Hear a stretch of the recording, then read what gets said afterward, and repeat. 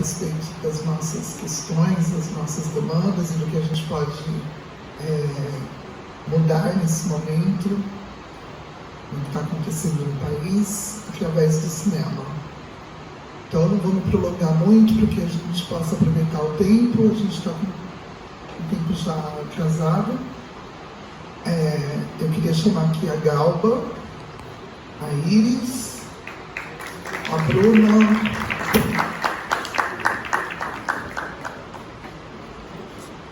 e o Emerson Maranhão.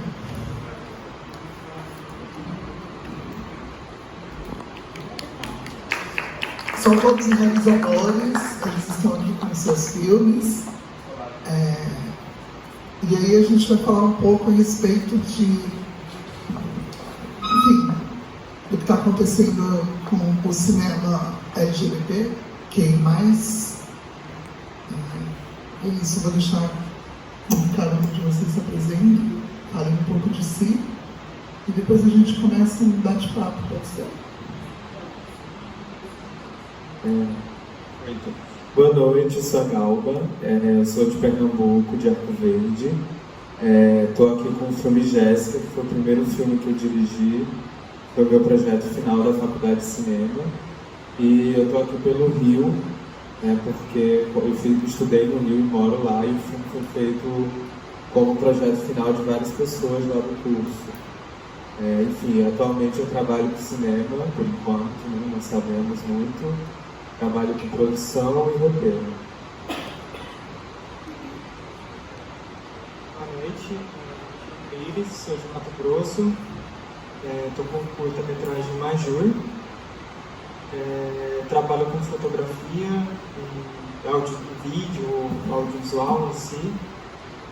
Muito importante estar aqui por falar um pouco do Centro-Oeste, um pouco do interior de Mato Grosso. E é isso. Sou Bruna, diretora do documentário Fabiana, o primeiro longa-metragem. Na verdade, meu primeiro trabalho no cinema, com formação de cinema, eu fui aprendendo, fazendo mesmo, aprendendo com a Fabiana. E eu sou de Goiânia, na verdade. Eu acho que eu pude estar no Sudeste porque meu CNPJ está em São Paulo, mas eu acho que o documentário é muito mais goiano, assim, tanto pela minha experiência, quanto que a Fabiana também é do interior de Goiás. E caminhoneira. Eu sou Emerson Maranhão, sou alagoano, do interior de Alagoas, da cidade chamada Arapiraca, no Agreste, mas moro há 20 anos no Ceará e estou aqui com o curta Aqueles Dois, que é um filme feito no Ceará e que está fazendo uma jornada aí pelo país. E é um filme que aborda a história de dois homens trans, um no interior e um na capital do Ceará. Bom, eu queria deixar registrado aqui que eu estou muito feliz por essa mesa ser composta por 3 mulheres trans, uma mulher cis, um homem cis, e a temática dos filmes todos serem a respeito da transexualidade. Eu acho que isso é um fato muito importante. A gente tem muito pouco espaço para exibir os filmes, para falar a respeito de temática, enfim, eu não gosto muito de usar a palavra temática trans. Eu acho que a gente faz cinema e, por acaso, os nossos personagens em alguns filmes que a gente faz são pessoas transexuais. E é importante a gente naturalizar a pessoa trans no audiovisual, nos filmes, no cinema, porque, enfim, é isso. Então eu estou um pouco nervosa porque eu não me preparei para esse debate. Eu fui convidada no último minuto, há poucos dias. E eu acho que eu vou começar perguntando para o Emerson a respeito das questões LGBTs lá em Fortaleza, de como está, os editais, as coisas todas, enfim, que envolvem o audiovisual. Ok, esse filme foi realizado a partir de um edital, que é o primeiro edital de cultura LGBT que a Secretaria de Cultura do Estado fez em 2016, que eu acho uma iniciativa incrível, assim. Era um edital que não era de linguagem, era temático, você tinha até 35 mil de orçamento e você podia apresentar desde performances de transformismo, a livros, a espetáculos teatrais, a filmes. Foi a única edição desse edital. Ele teve em 2016, saiu o resultado em 2017, foi um sucesso, mas nunca mais teve. E a gente está pressionando o governo, agora ficou um pouco mais grave por conta das questões federais, mas está pressionando para que tenha novos editais. A questão LGBT no Ceará, eu acho que é muito parecido com o que acontece no Brasil hoje. A gente vive uma situação muito paradoxal, né? Porque a gente vinha de uma onda de avanços, vinha de uma onda de conquistas que a gente imaginava estarem resolvidas, e a gente tem uma onda, um tsunami de retrocesso, não é uma onda, um tsunami de retrocesso a partir da chegada ao poder desse projeto político que agora está tomando conta do nosso país. E é assustador o que está acontecendo. E é fundamental que a gente resista, enquanto artista, enquanto LGBT, enquanto pessoa, enquanto cidadão. Eu concordo com você, Júlia, quando você diz que não existe uma temática LGBT, existe cinema. E cinema tem que ser naturalizado para todas as pessoas, os visíveis e os invisíveis. Eu acho que o cinema tem a grande capacidade de colocar luz numa população que está costumeiramente à margem, que está costumeiramente na periferia. Então isso pode ser feito em qualquer tipo de situação, qualquer tipo de pessoa, inclusive as trans, inclusive os gays, as lésbicas, os bissexuais, os intersexos e tal. Então eu acho que no momento de crise como esse que a gente passa, é fundamental que o cinema seja o farol que traga essas questões à luz. Porque existe uma determinação política de invisibilizar essas pessoas. Quando eu falo essas pessoas, são todas as pessoas que não são o branco, anglo-saxão, evangélico, casado com uma mulher e pai de 2 filhos. Né? Existe essa intenção de normalizar a heteronormatividade, perdoando a redundância. E eu acho que a gente na arte e na comunicação e onde a gente puder se expressar, tem não só o poder como a obrigação de não deixar que isso aconteça. É isso. Bruna, você pode falar um pouco a respeito desse nível de legais, da questão LGBT? Eu acho que eu estou bem desconectada em relação a Goiás. Eu tenho que fazer as conexões, mas eu não posso dizer muito como está rolando, principalmente acho que não. E você, Inês de Cuiabá? Mato Grosso. Mato Grosso. Rondonópolis. Eu acho que 2 palavras definem bastante, que é acesso e censura, sabe? Principalmente quando você adentra uma universidade, você encontra muitas pessoas LGBTs, a maioria existe no meio do caminho, as que conseguem chegar, conseguem concluir e que conseguem no mercado de trabalho de fato na área de comunicação. Falou esse acesso e a censura no chegar lá, né? De se formar, de se manter no mercado e de se conseguir oportunidades como editais, porque a gente pode falar de representação, representatividade. O que acontece no Mato Grosso tem muitas obras audiovisuais LGBTs, mas 90% são feitas por pessoas não LGBTs. E quando a gente fala, né, que diversidade é uma palavra que vem do diverso, que vem do que não é o padrão, e esse padrão que já existe, que a gente sempre fala que do homem branco, cis, hétero, é pelo não olhar que não pertence e sempre com um olhar exploratório. E acaba que esses produtos se tornam extremamente rasos, não pelo tema em si, mas da maneira que é feita, desde do caminho, do privilégio que essas pessoas têm para fazer, para conseguir o dinheiro, para colocar o seu olhar em cima do roteiro, da direção, da formação de equipe e principalmente na construção disso.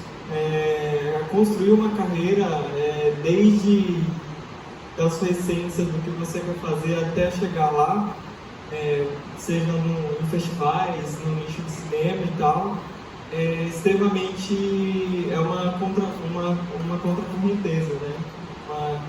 Uma corrente inversa. Temos no Mato Grosso um coletivo que está fazendo materiais para a internet, webséries, e temos algumas produções também. Até esse ano estão sendo lançadas 2 produções LGBTs, e que eu já tive até a oportunidade de trabalhar com essas pessoas e realmente eu sempre falo, sempre pergunto, são pessoas assim que a gente não consegue um acesso, por exemplo, a gente não tem um diálogo, a gente não chega, o limite da obra LGBT parece que termina nos personagens, porque chamam personagens LGBTs para interpretar essas pessoas e ponto final, fica por aí. Eu acho que a gente vai para 2020 e falar e ter pessoas contando histórias não pertencentes, sabe? Eu acho tão antigo, tão ultrapassado, mas ainda existe e ainda é muito difícil acessar recursos, acessar um salário fixo, acessar uma carteira assinada, e principalmente envolvendo vários fatores, né? Principalmente quando a gente fala de desemprego, quando a gente fala de falta de emprego, a gente está falando de saúde mental também, fora outros nichos, né? Mas assim, eu vejo um momento muito, muito forte, muito crítico, mas é um momento também que a união está sendo mais preservada, a união está tendo mais resultados. E é muito bom estar representando o Mato Grosso, é um estado extremamente antigo, extremamente do agro, se você pegar as pessoas que realizam audiovisual ou qualquer área do tipo, você encontra uma minoria por exemplo, lá no Mato Grosso eu sou a segunda pessoa LGBT que produz e faz. E se você for para uma universidade, você encontra muito mais pessoas, mas essas pessoas não têm a mesma oportunidade. E assim, as pessoas que nem conseguem chegar, entendeu? É um caminho de muito privilégio, mas também é um caminho de muita censura. E, enfim, eu acho que uma mostra como essa, uma mesa como essa, que eu estava até discutindo com um dos diretores mais famosos, entre aspas, lá de Mato Grosso, que o debate é muito importante, mas a contratação também é muito importante, porque com um filme, um longa que tem R$1 milhão investido, se limita apenas às personagens LGBTs, que isso é o mínimo que se espera, né? Porque a gente não vê uma equipe extremamente com LGBTs, porque a gente não vê consultoria, no mínimo uma consultoria de roteiro, ou no mínimo um diálogo com as pessoas LGBTs para fazer uma construção mais forte. E é por aí. Ainda é um caminho muito enfim, inacessível, mas a gente está conseguindo fazer muita coisa, que nem eu falei, que a união está resultando em muitas coisas. Esse coletivo chama Caguei, lá de Mato Grosso, eles produzem webséries com uma equipe totalmente LGBT, está no YouTube. E, enfim, é por aí. O caminho é um estado extremamente conservador, extremamente que mata mesmo, real. Enfim, falaria muita coisa, mas seria circular o discurso sempre nessa tecla de que Mato Grosso, sempre reafirmando Mato Grosso, interior do Brasil. Se fala muito na diversidade no eixo, mas a diversidade também acontece no Brasil inteiro, mas até onde essa diversidade vai, até onde o dinheiro cai, enfim.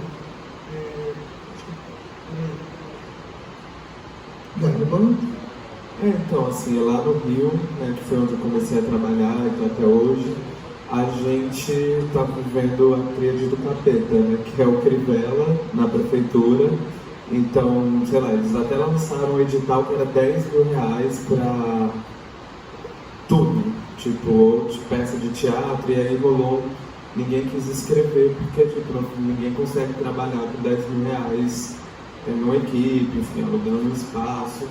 E aí no estado a gente tem o Igor Witzel, né, que enfim, dispensa nos comentários, que quando ele assumiu, tipo, falou que a cultura no estado ia ser aula de crochê e dança de salão, assim, nada contra a aula de crochê e dança de salão, mas é esse processo de fazer artesanato, né, que a gente não vai pensar, não vai ser crítico. E a gente no Rio estava sobrevivendo com os editais federais, que a gente, enfim, acredito que todo mundo aqui tem acompanhado tudo que está acontecendo com a Cine. E é um momento, assim, no Rio, no audiovisual, um pouco desanimador para todos, né, assim, para toda a cadeia do cinema.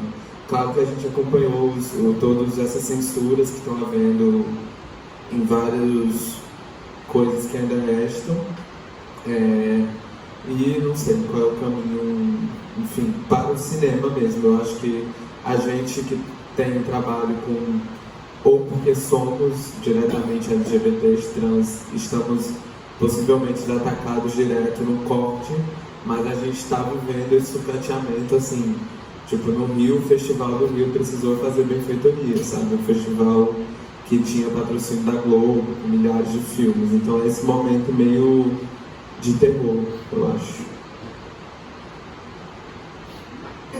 Eu torço para que daqui a um tempo a gente não precise fazer mesas como essa e que os nossos realizadores todos são pessoas LGBTs estejam inseridas em outras mesas que não passem por isso, por essa temática, que não sejam mesas temáticas, porque é uma coisa que me incomoda muito, e aí eu acho que alguns de vocês também, é que a gente está sempre restrito ao nicho do LGBT. Então eu faço cinema, eu lancei um filme agora, Tipo Arthur, que é um curta-metragem, o meu primeiro curta-metragem, e eu percebo nitidamente o quanto me excluem de conversas com outros realizadores. Eu estou sempre dentro de um nicho, que é o nicho LGBT. E eu acho que a gente tem que participar dessas mesas que fazem, enfim, falam sobre cinema, e que não falam só sobre cinema LGBTQI+, né? Porque o que a gente faz é cinema, como o Anderson falou. A gente não está fazendo... a gente faz militância, mas de uma outra maneira, não sei, eu acho que é muito complexa essa questão. E aí eu torço realmente para que daqui a pouco a gente possa participar de mesas sem essa, né, esse recorte, né? Sem esse recorte, porque é muito incômodo. A gente faz filmes, assim, nós somos pessoas de cinema e a gente quer participar de mesas com outros realizadores e não só entre nós, população LGBT, QI+. Né? Eu acho que é mais ou menos isso. E uma coisa que tem me incomodado muito é o quanto os nossos filmes são prejudicados por conta disso.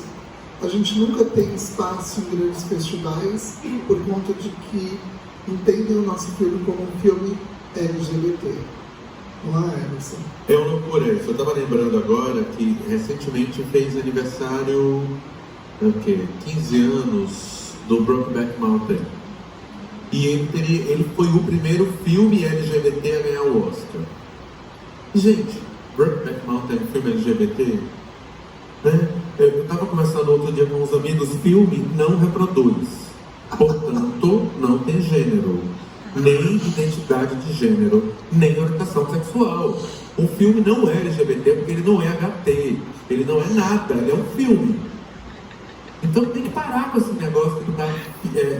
Teve um tempo, há alguns anos, que havia o gênero cinema nacional, lembra? Você chegava na locadora, aí tinha os pornôs, terror, romance, ficção, filme nacional.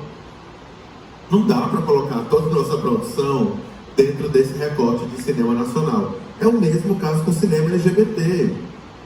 Não dá para botar Inferninho, não sei se vocês viram que é um filme lindo, feito também pelo pessoal lá do Ceará, no mesmo balaio que Praga e Futuro. para ficar em 2 cineastas cearenses, que é o Guto Parente, Pedro Diógenes, e o Carinha Inus. Não dá, não, é muito maior do que isso.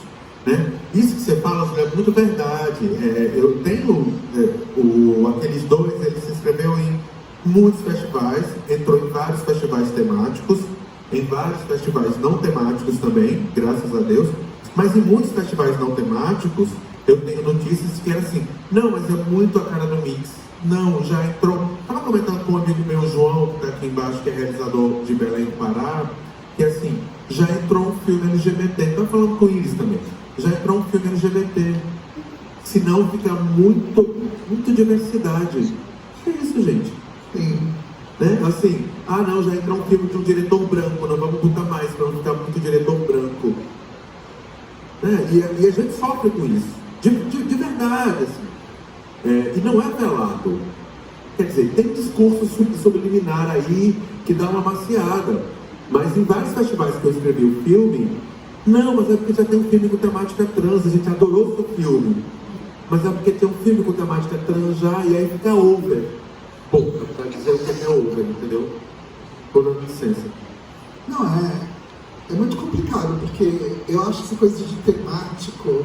Gente, temático pra mim é parque temático, sabe? Eu fico incomodado com essa coisa de eu não vou selecionar o seu filme porque o meu festival não é temático. Mas, cara, eu fiz um filme, eu não tô... Sabe? E é muito chato isso. Agora, para além disso, o que eu sinto também é que a gente, às vezes, nós somos usados como cota. Então, selecionam os filmes sem nenhum critério, pensando só em precisamos ter um filme LGBT, precisamos ter um filme com uma trans, um filme com um homem gay, um filme com, sei lá, uma mulher cis, lésbica e por aí vai. E isso é muito exotificante, porque a gente vai ficando, sabe, como se nós fôssemos peças, assim, que eles vão empurrando de um lado para o outro e ajustando no jogo deles. E isso é muito incômodo para mim. Como realizadora, porque eu penso, eu quero ter a mesma oportunidade, sei lá, que uma cineasta cisgênero e que um homem cisgênero hétero. Né? Eu quero que os filmes sejam vistos como filmes, não como filmes de temática LGBT, filmes de temática trans. Essas coisas, todos esses sufixos, assim, esses rótulos, eu acho que segregam muito o nosso grupo, né, esse nosso nicho de audiovisual, de cinema, e aí a gente acaba não crescendo. E tem uma outra questão que é um agravante, Júlia, que a gente é duplamente etiquetado, porque além do filme ter temática LGBT, ele é realizado por um LGBT. Não sei se vocês percebem isso. Quando o filme é realizado por alguém cis não LGBT, é uma outra coisa. Inclusive, o próprio caso do Brokeback Mountain, que é um filme do Ang Lee, que todo mundo sabia que era hétero, cis, parará. Então, talvez ele tenha chance no Oscar, mas se fosse feito por alguém declaradamente gay, um Almodóvar da vida, as chances são reduzidas, porque além da temática LGBT, o realizador é LGBT.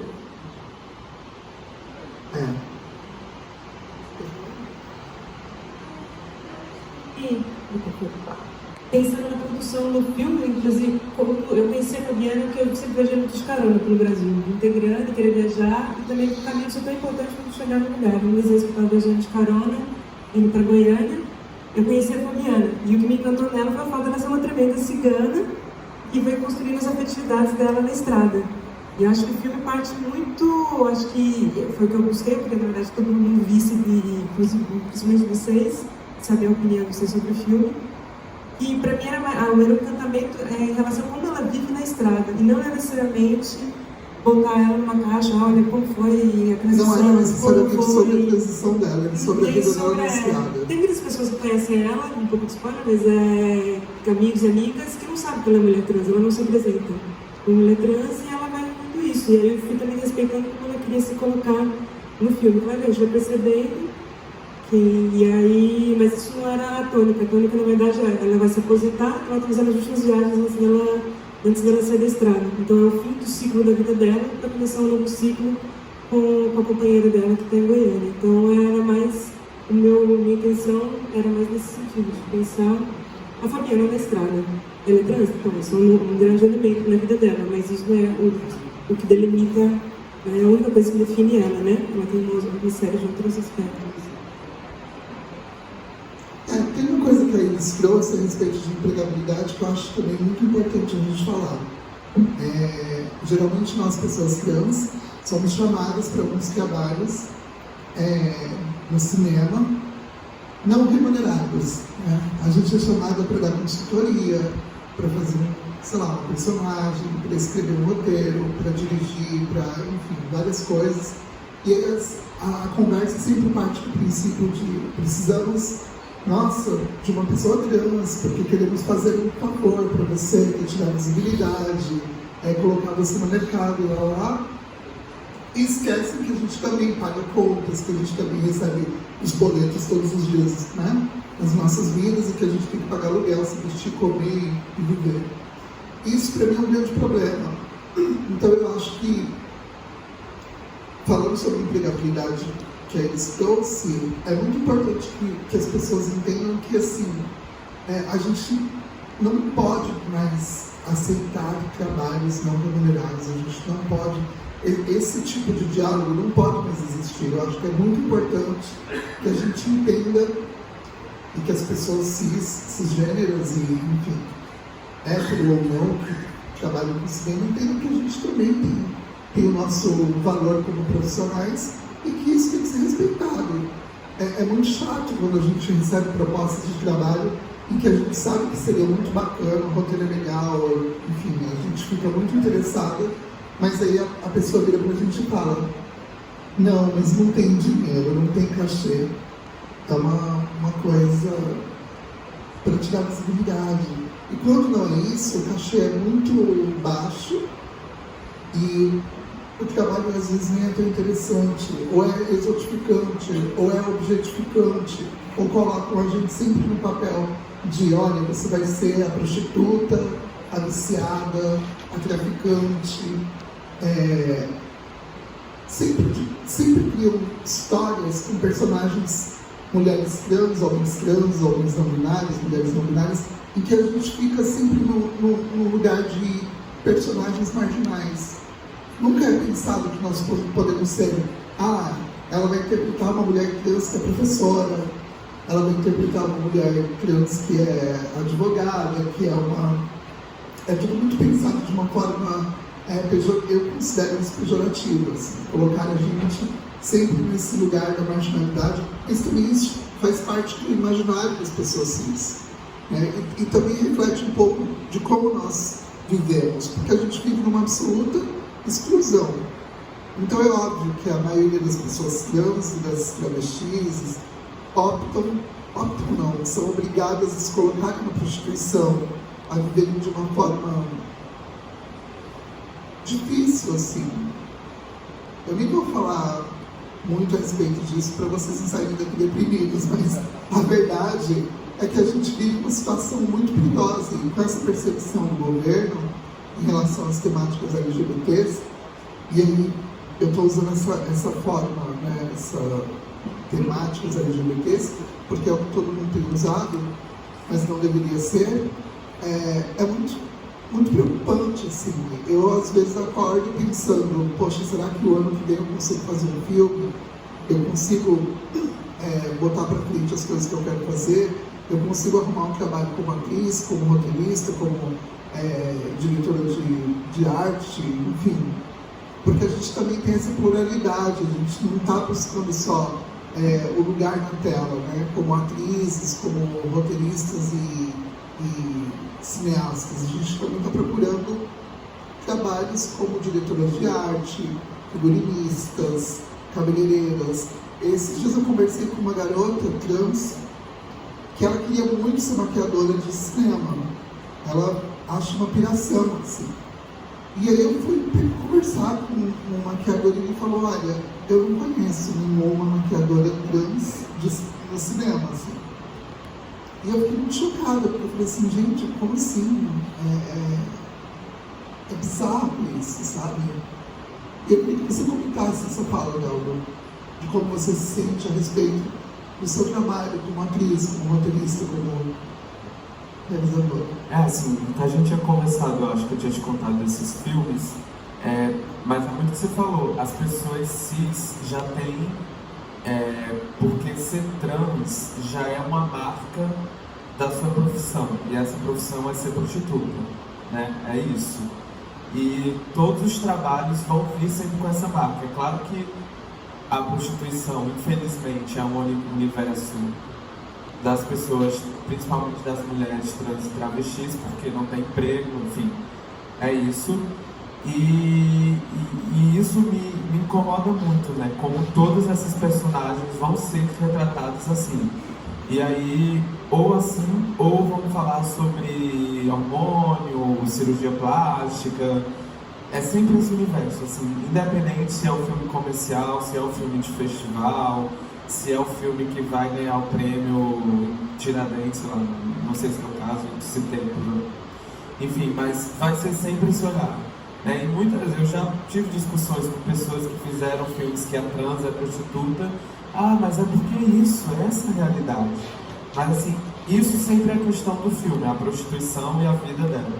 E aí eu trabalho como atriz, agora esse ano eu fiz 3 trabalhos que também eu só tenho trabalhado como atriz e tem cachê, porque não dá, tipo, claro que isso é uma produção de um amigo, eu gosto muito, legal, mas enfim, eu tenho outras coisas na vida. E surgiram 3 trabalhos. Nos 3 eu fiz prostituta, nos 3, assim. Um deles era uma cena só que era a policial, que era a Glória Pires, estava investigando um crime que aconteceu na porta da minha casa. Recebi a cena, topei, fiz o contrato, tinha lá, trans, abre a porta e tinha a cena. Cheguei no figurino, já vieram com a roupa de prostituta, assim.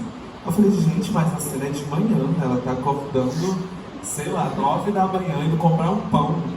Ah, mas é que é na Lapa, né? Aí eu fui assim, juro, a cena era eu indo comprar pão, com uma saia toda colada, um maiô, uns brincos e um salto desse tamanho na Lapa. Eu falei, gente, mas assim, também você não vai muito, você tá ali e tal, vai Glória Pires, sabe? E aí depois eu fui fazer uma série que a equipe era muito maneira e tinha todo o cuidado, que eu era uma travesti de Copacabana, enfim, mas a protagonista era trans e era uma história muito cuidadosa, então eu acabei topando fazer porque eu gostei do projeto e tal. E aí uma das cenas era desde quando eu topei eu sabia que eu ia ter que fazer uma cena de lingerie. E aí chegou o dia de gravar a cena, o pessoal do figurino me deu a lingerie e não rolou. Eu falei pra elas, olha gente, não vou usar isso em cena, tipo, não tá rolando. E aí o pessoal fez um esforço, foi numa loja, comprou, me botou uma roupa que eu fiquei confortável, fui pro set gravar. E aí o diretor da série, não, Galba, sua personagem nunca usar essa roupa, ela é a mais piranha de todas. Aí eu falei, ele não. Aí eu falei, eu não estou confortável com a calcinha que tinha no set, né, no figurino. Ele, mas quem tem que estar confortável é a sua personagem, não é você. Eu falei, eu não vou fazer, tipo, sem... Ainda assim, por quê? Eu falei, porque eu dei um pau e 2 bolas e com a calcinha fio dental fica pra fora. Aí ele respondeu, mas então vamos fazer assim, vai ficar engraçado. A gente dá um close e a bola tá assim, gente. E aí o pessoal do figurino, tipo, deu um esculacho no cara e tal. E foi uma super situação, mas tipo, esse cara que tá dirigindo essa série, sabe? Que acha engraçado, vai ser cômico ter um saco pra fora. Então a gente ainda lida com isso, que existe todo vamos fazer coisas trans, tá em alta, nananã, mas é esse olhar totalmente... É engraçado, porque na cabeça das pessoas cis é 880. Então, ou nós somos as vítimas, as marginais, ou nós somos o Rodrigo Santana fazendo aquele quadro do Zorro Total, nós somos a Valéria.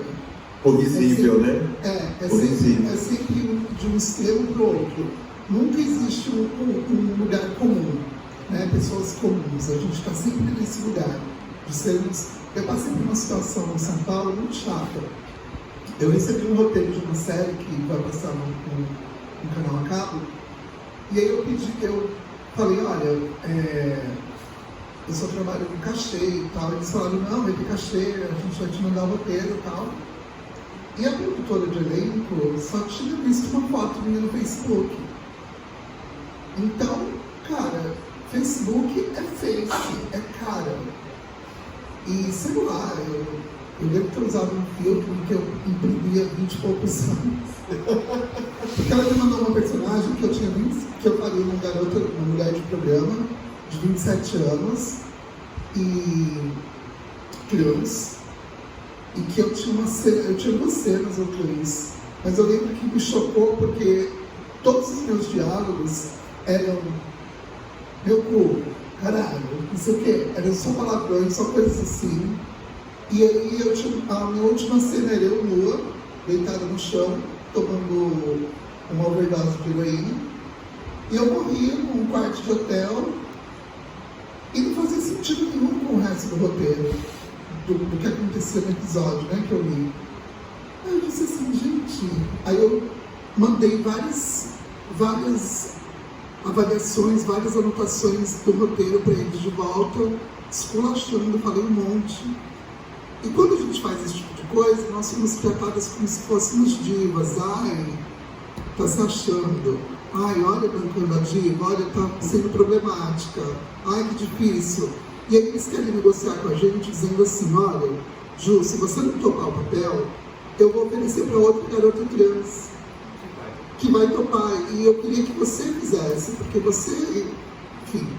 Aí eu chego para ela e digo assim, gata, comece primeiro a entender o seu trabalho. Você está propondo uma personagem de 27 anos para uma mulher de 42.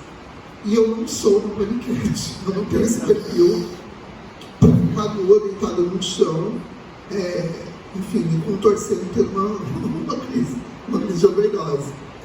E aí, é isso, eu fico muito chocada com a forma como objetificam, exotificam, e vai do risível ao vitimismo, e a gente nunca é normal, assim.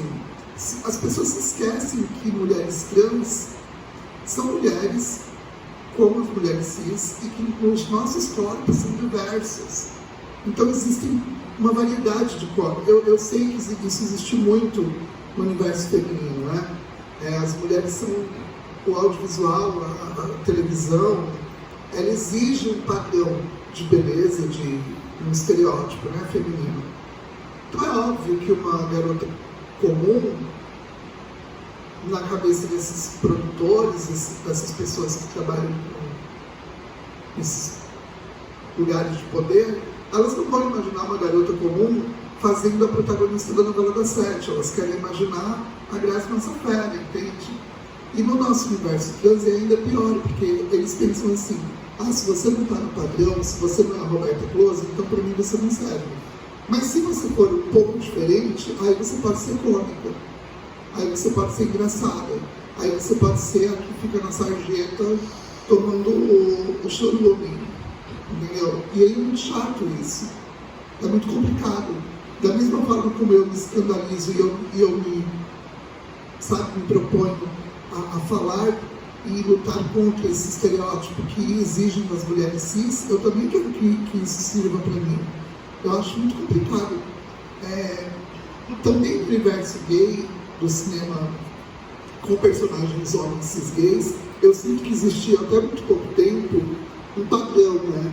A gente só via nas telas de cinema personagens extremamente Brokeback Mountain. Um exemplo, são dois homens que eu não consigo comprar essa história do Brokeback Mountain, gente, porque eu penso, cara, eles são cuidadores de cavalos, e eles são tão lindos, né? Tão perfeitos. Os dentes, assim, gente, parece comercial de Marlboro. Eu falo, não dá, não rola. Eu queria ver se o Anguiri, esses produtores de Hollywood, tivessem coragem de colocar, sabe, aqueles caras caidaços. Tipo, no livro, eles são feios.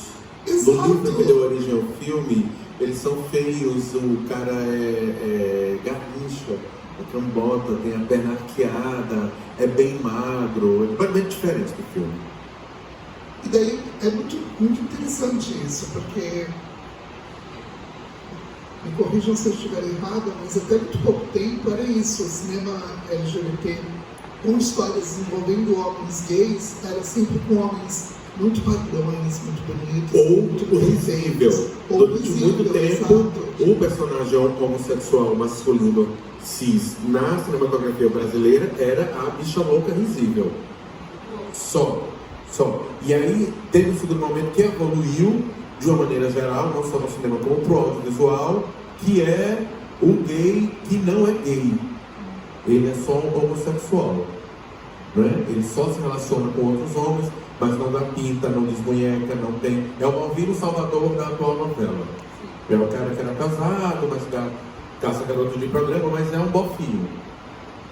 Nos últimos 5 anos, mais ou menos, 5, 6 anos, a gente vem conseguindo mudar isso. Isso tem sido mudado. Que eu acho que a gente também estava no caminho para mudar isso em relação a personagens trans. Mas com esse cavalo de pau que esse governo está dando, é para zerar tudo. É para voltar o gay risível, né? O boquinho não vai existir mais, porque ele não existe. E a trans vai ser a Valéria do Zorra Total. É isso. E isso é pensado, isso é uma estratégia.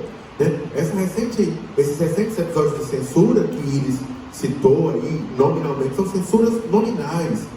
Tanto para espetáculos teatrais quanto para projetos audiovisuais, é para não permitir que essas representações mais próximas do real, porque é isso que estava acontecendo, não sejam realizadas.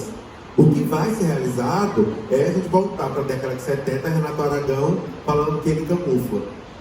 Eles não querem naturalizar os nossos corpos, né? A nossa identidade. Exatamente. Eles não querem que seja naturalizado a pessoa gay, enfim, lésbica.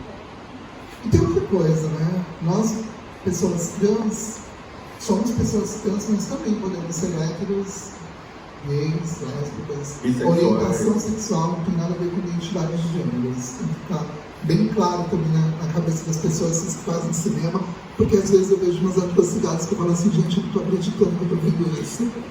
Porque é bizarro, assim. Se confunde muito essa ideia de identidade de gênero com orientação sexual.